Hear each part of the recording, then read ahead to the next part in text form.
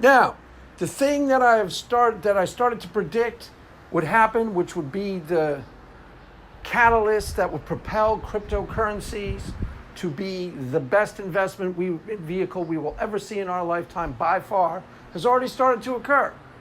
If you listen to some of my videos in the past, and I'm going to start posting on this particular channel, I'm going to start posting a couple people like Kathy Woods and Raoul Paul, who, people who have influenced me in formulating the thesis. My main thesis of why cryptocurrencies is going to be good is predicated on institutional investments getting involved in cryptocurrency. It's already started to happen. Now, if you've been paying attention the last week or 2 weeks, Blackrock. Everybody know the name Blackrock, the big powerhouse investment firm. They have something like 20 trillion under assets, has just partnered up with Coinbase. Now, why have they done that? Blackrock, the famous investing, before you could say infamous. Yes, however we feel about them morally we are suspect of them. They're a deeply suspicious institution. I question some of their morals, but they have a lot of money. They have 20 trillion under assets. That's what they're in charge of managing. Why have they done this? Because the people whose assets they manage have demanded some exposure to cryptocurrencies. It's that simple. There's a rumor that they may be developing a spot ETF for Bitcoin through them. I don't know where that's landed, or if they can do it totally in-house and thus not have to be approved by the SEC. I'm not sure how any of that would work. But it's possible they can get away with what other firms can't get away with. They have a lot of power, a lot of money, a lot of power, a lot of influence. Much of it dubious, yeah. much of it sketchy. There's a lot of people who think, potentially correctly, that they were responsible for the collapse of Luna, that they were the ones who were behind the purchase and sold into the short and helped collapse the price of Luna. It's possible. I certainly wouldn't put it past them. They're somewhat sketchy in terms of their morals, but they have a lot of money under assets. And what does it mean for the investments? If nothing else happens, if no other institutional investor gets involved, which they all probably will, that's the point. This is going to be the beginning of a trend.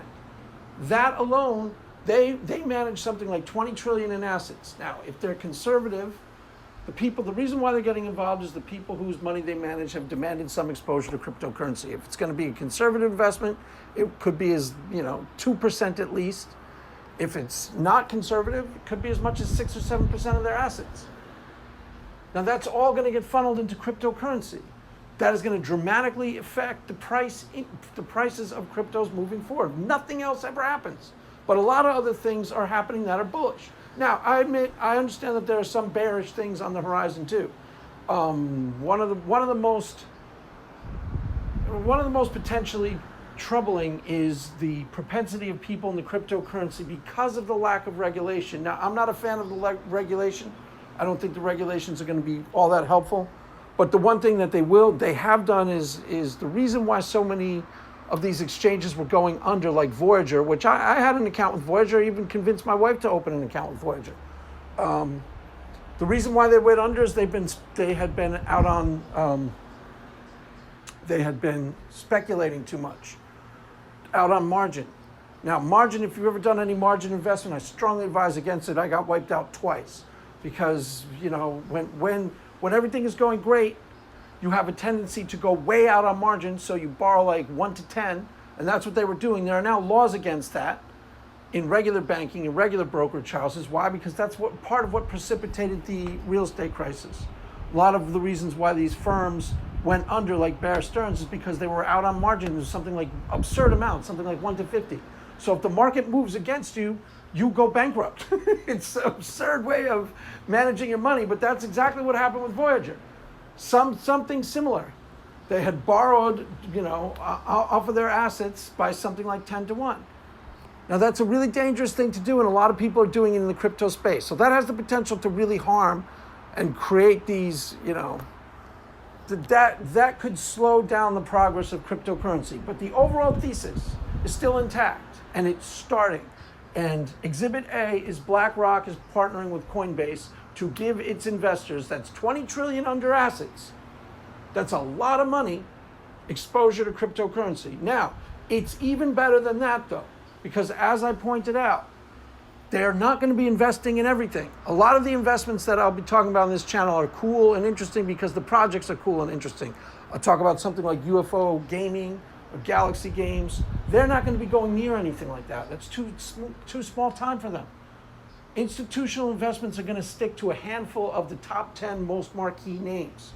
They aren't going to be investing in everything. They're going to be investing in Bitcoin, Ethereum, BNB, Solana. That's why Solana is still a good investment, a really good investment at this point, because they'll probably be putting a lot of their assets. Think about what we're talking about, 20 trillion under assets. If they put 6%, let's just conservatively, let's say they put 2% of that towards cryptocurrency.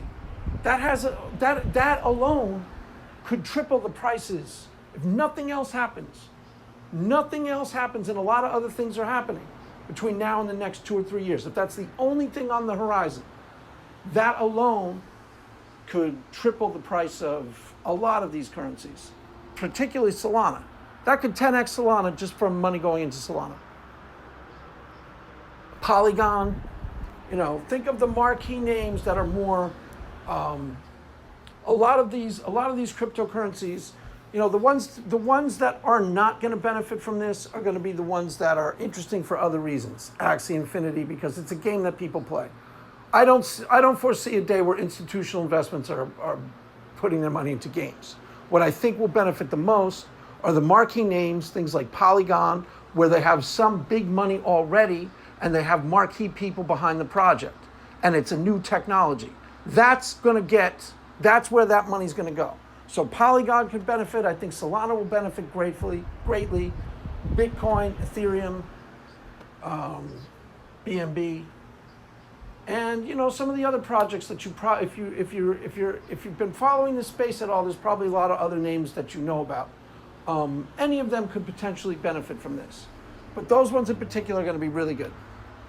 Why? Because they're marquee. The institutions aren't going to be free to invest in every coin that comes along. It's going to have to already have an established track record, and it's going to have some Cardano potentially, yeah, there could be a catalyst for Cardano. You know the coins, basically the top 20 who's who of cryptocurrencies, minus the meme coins, the shit coins as they're referred to, minus the meme coins. Institutions like Blackrock may invest in something like Dogecoin because of the association with Elon Musk, or they may invest in something like Shiba Inu, but I doubt it.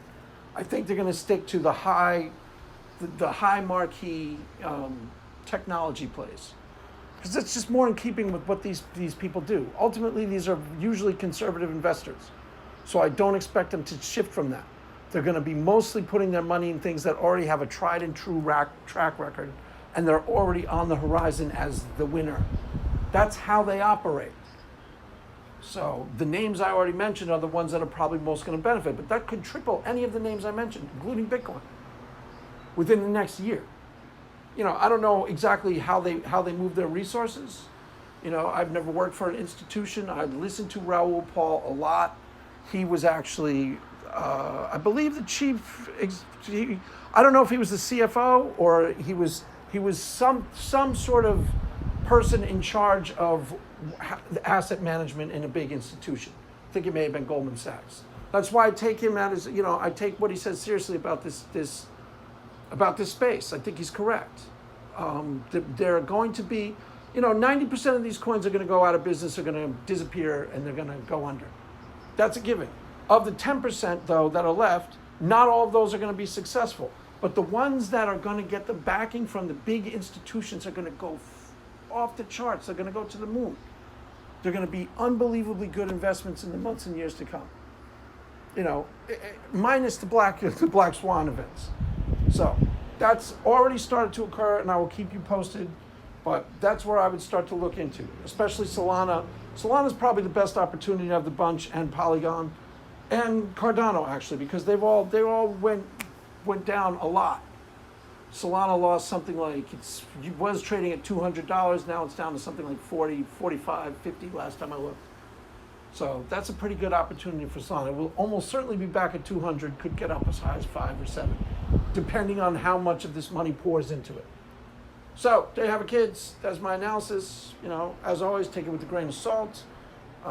If I were making millions off of this, I wouldn't be making the videos. So keep that in mind. That is all.